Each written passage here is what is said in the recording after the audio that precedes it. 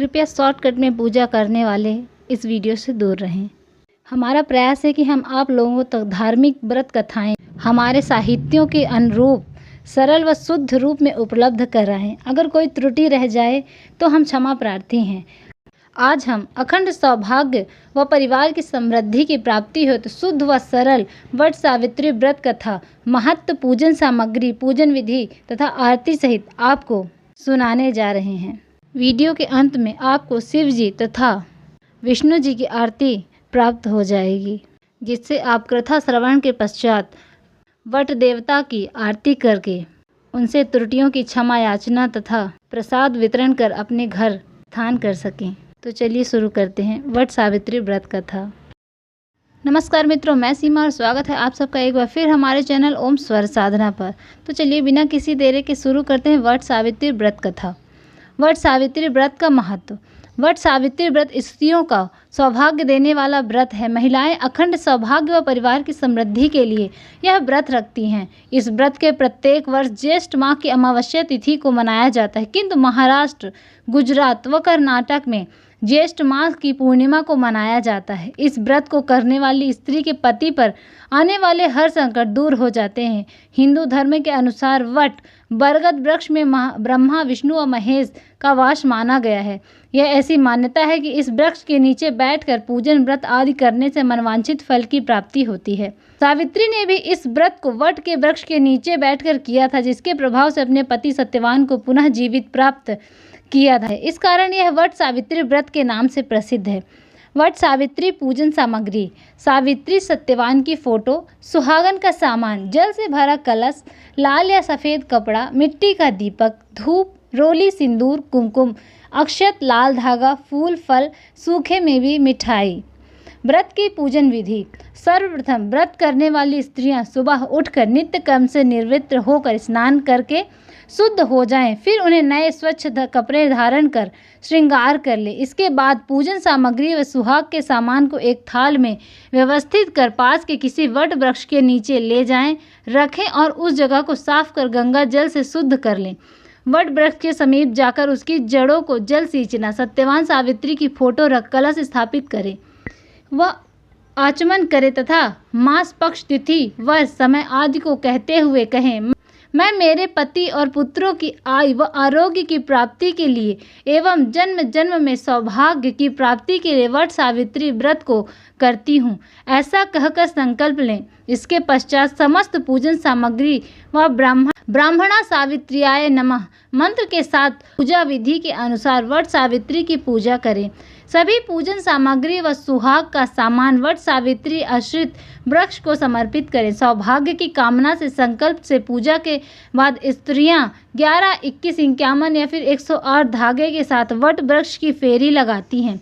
इसके बाद किसी पंडित या पुरोहित से सत्यवान सावित्री की कथा सुनती हैं। कथा समाप्त हो जाने के बाद आरती कर पंडित जी को सामर्थ्य अनुसार दान दक्षिणा देती हैं।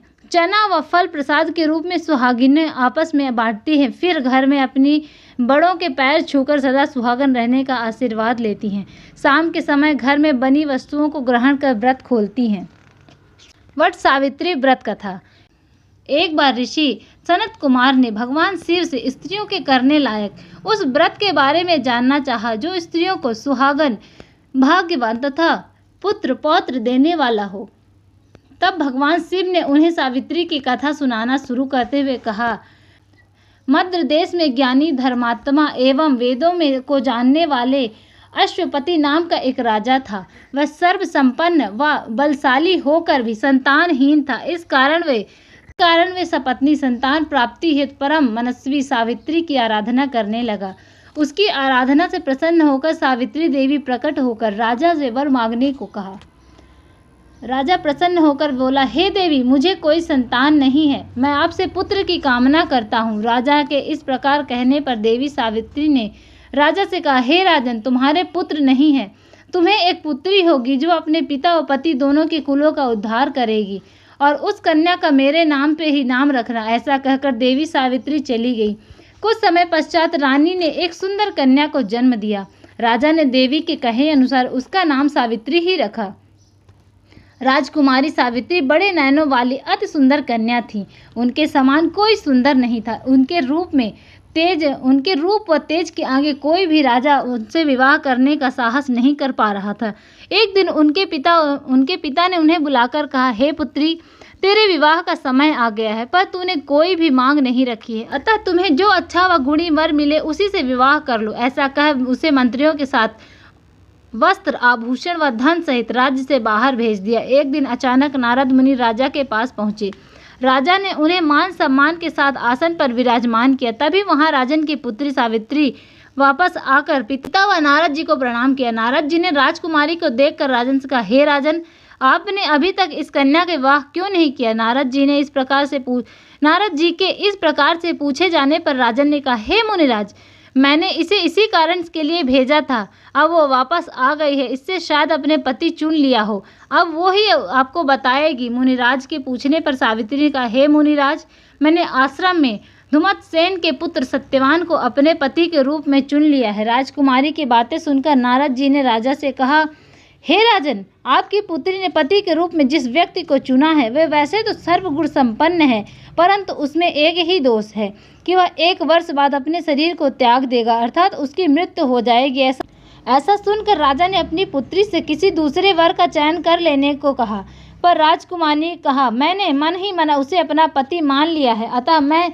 अब चाहे शुभ हो या अशुभ, मैं किसी अन्य पुरुष का चयन नहीं करूंगी। अब दीर्घायु हो या अल्पायु, चाहे कुछ भी हो, वही मेरा पति होगा। नारद जी ने राजकुमारी सावित्री के दृढ़ निश्चय को जानकर राजा से शीघ्र ही उसका विवाह सत्यवान से कर देने को कह वहां से चले गए। राजा अपनी पुत्री सावित्री को लेकर वन में उस आश्रम में जाकर धुमतसेन की पुत्री सहित प्रणाम कर अपने आने का कारण बताया कि मेरी पुत्री आपके पुत्र को अपने वर रूप में चुन लिया है, और मैं यह कारण बताया कि मुझे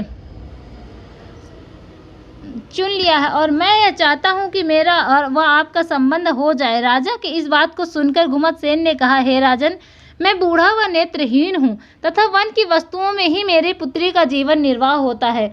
आपकी पुत्री वन के कष्टों और दुखों को क्या जाने, इस कारण मैं यह संबंध नहीं चाहता। तब राजा ने कहा, मेरी पुत्री ने यह सब जानते हुए उसे चुना है, इससे आपके पुत्र के जीवन निर्वाह करने में स्वर्ग के समान अनुभूति होगी। राजन की इस सब बातों को सुनकर धुमतसेन की सहमति पर सावित्री व सत्यवान का विवाह संपन्न हुआ। राजा सावित्री को आशीर्वाद व धन देकर अपने नगर चला गया। सावित्री व सत्यवान एक दूसरे को पाकर अति प्रसन्न हुए। सुखपूर्वक दिन बीतने लगे। सावित्री को नारद मुनि की बात बार बार याद आ रही थी। तभी इस कारण उसने वट सावित्री व्रत करने का निर्णय लिया। वह पति की मृत्यु के बचे दिन गिनते हुए दिन काटने लगी। 1 वर्ष पूर्ण होने पर पति के मरने का दिन जानकर 3 दिन वट सावित्री व्रत में दिन रात लगी रही। 3 रात पूर्ण कर पितर देवताओं का तर्पण कर सास ससुर का चरण स्पर्श किया, और तभी उसने देखा कि सुबह सत्यवान मजबूत कुठार हाथ में लेकर वन जाने को तैयार हुआ। उसने अकेले जाते देख सावित्री ने वन देखने के बहाने साथ चलने को कहा। सत्यवान ने कहा कि यदि माता पिता की आज्ञा हो तो तुम मेरे साथ जा सकती हो। पति के ऐसा कहने पर सावित्री ने सास ससुर को प्रणाम कर बोली कि मैं वन देखना चाहती हूँ, अगर आपकी आज्ञा मिले तो मैं पति के साथ वन देखने जाऊं। धुमतसेन ने जवाब दिया कि पुत्री, आपने जो व्रत किया है उसका पारण कर वन चले जाना। तब सावित्री ने बताया कि उसने चंद्र दर्शन के बाद ही भोजन करने का नियम रखा है, अतः वन से लौटकर ही भोजन करूंगी। वन जाने की शीघ्रता में वह उनको प्रणाम कर पति के साथ वन की ओर प्रस्थान किया। पति का काल नजदीक देखते हुए वह पति के साथ ही रास्ते भर वो वन के वृक्षों और फूलों अन्य डालियों के बारे में पूछती, पर मन ही मन पति की मृत्यु का भय सताता रहता था। सत्यवान ने शीघ्रता के साथ फूल तोड़े, लकड़ी इकट्ठा कर गांठ बांधी। तब तक सावित्री वट वृक्ष के नीचे बैठी हुई थी। लकड़ी का बोझ उठाते समय सत्यवान के सिर में दर्द होने लगा, उसका शरीर कांपने लगा। वृक्ष के पास जाकर सावित्री को बताते हुए उसने गोद सोने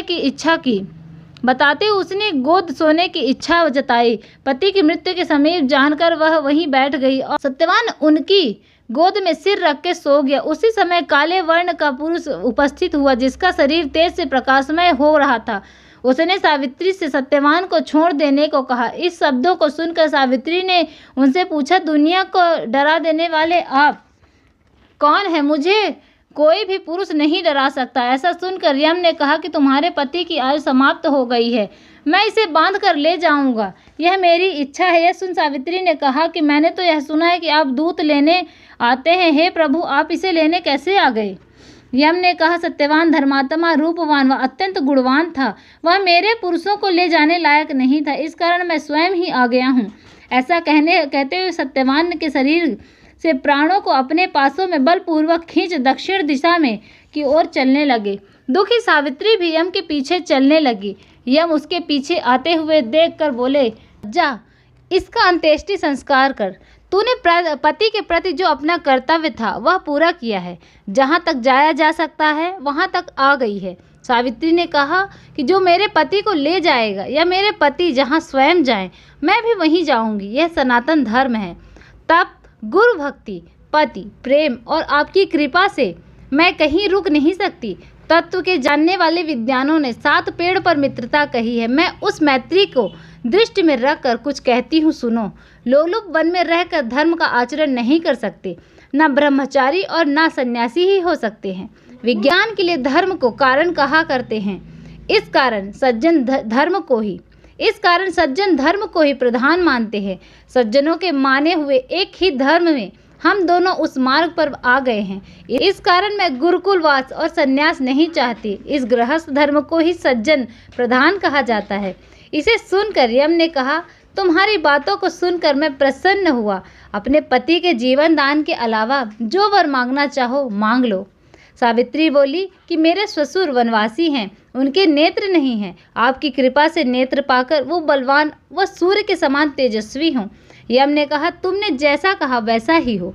अब तुम अपने आश्रम वापस लौट जाओ। सावित्री ने यम से कहा कि मेरे पति जहाँ जाएंगे मैं भी वहीं जाऊंगी। आप मेरे पति को जहाँ ले जाएंगे मैं भी वहीं चलूंगी। इससे कुछ भी परिश्रम नहीं होगा। आप मेरी बात जान लें। सज्जनों के साथ ही सबकी इच्छा किया करते हैं, इसका साथ ही निष्फल नहीं है। इस कारण सदा ही सज्जन का साथ करना चाहिए। यम ने कहा, तुम्हारे वचन मेरे मन के अनुकूल, बुद्धि और बल बढ़ाने वाला हितकारी है। अतः हे भगिनी, अपने पति के जीवन के अतिरिक्त जो चाहो वो वर मांग लो। सावित्री बोली, मेरे ससुर का छीना हुआ राज्य उन्हें फिर से वापस मिल जाए और वह अपने धर्म का त्याग कभी न करें। यम ने कहा, मैंने यह दूसरा वरदान भी तुम्हें दिया। तुम्हारे ससुर को अपना राज्य वापस मिल जाएगा और वह कभी धर्म का त्याग नहीं करेंगे। मैंने तुम्हारे कहे अनुसार दूसरा वरदान भी दे दिया है। अब अपने घर लौट जाओ, व्यर्थ की परिश्रम क्यों कर रही हो? सावित्री ने कहा, आपने प्रजा के नियम में बांध रखा है, इसी कारण लोग आपको यम कहते हैं। मैं यह जानती हूँ कि जो मैं कहती हूँ उस बात को आप सुने। मन, वाणी, अंतःकरण से मैं किसी के साथ बैर न करना, दान देना, आग्रह का परित्याग करना सज्जनों का सनातन धर्म है। ऐसा ही यह लोक है। इसमें शक्तिशाली सज्जन मनुष्य वैरियों पर दया भी करते देखे जाते हैं। यम ने कहा, तुम्हारे वचन मुझे इसी तरह लगते हैं जैसे प्यासे को पानी।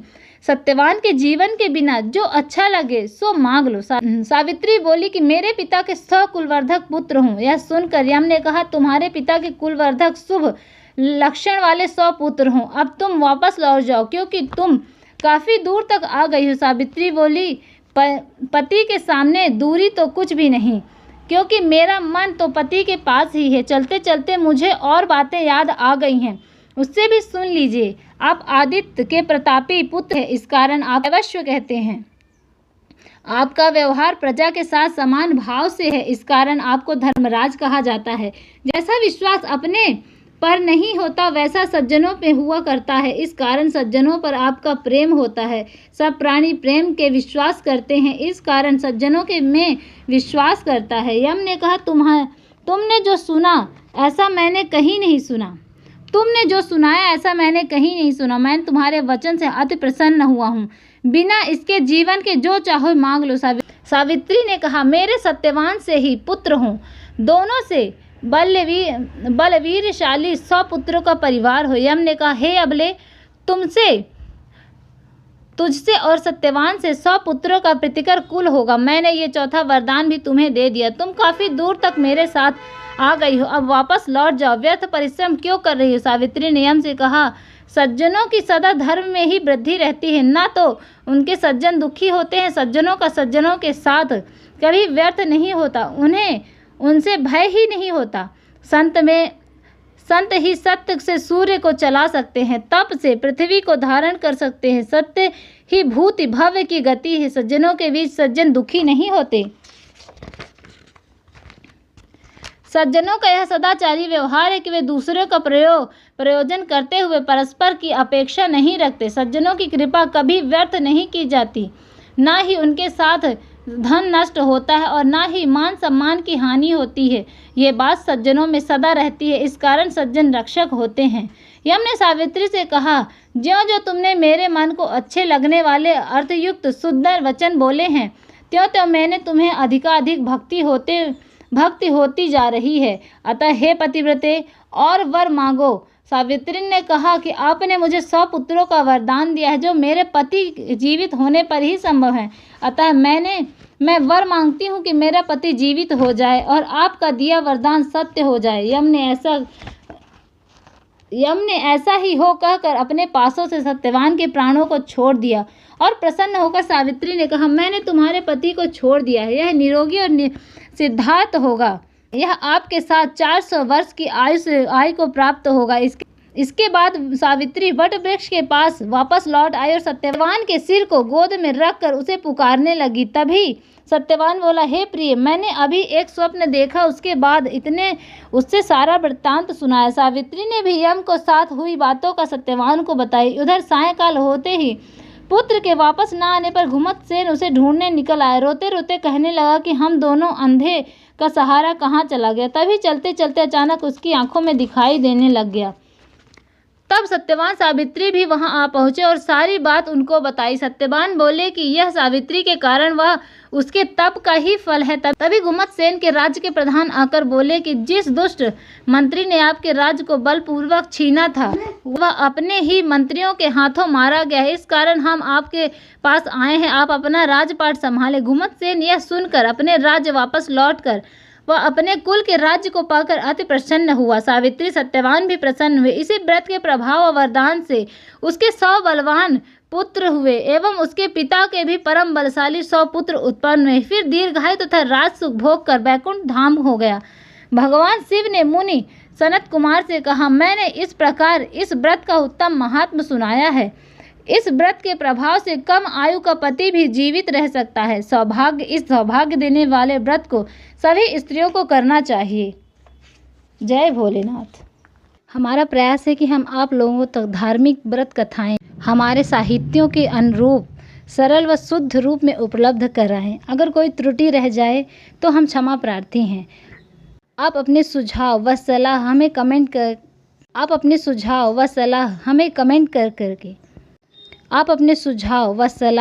हमें कमेंट करके हमें अनुग्रहित करें और अगर कोई त्रुटि हो जाए तो उसे भी अवश्य कमेंट करें। इसके लिए हम सदैव आपके आभारी रहेंगे। धन्यवाद।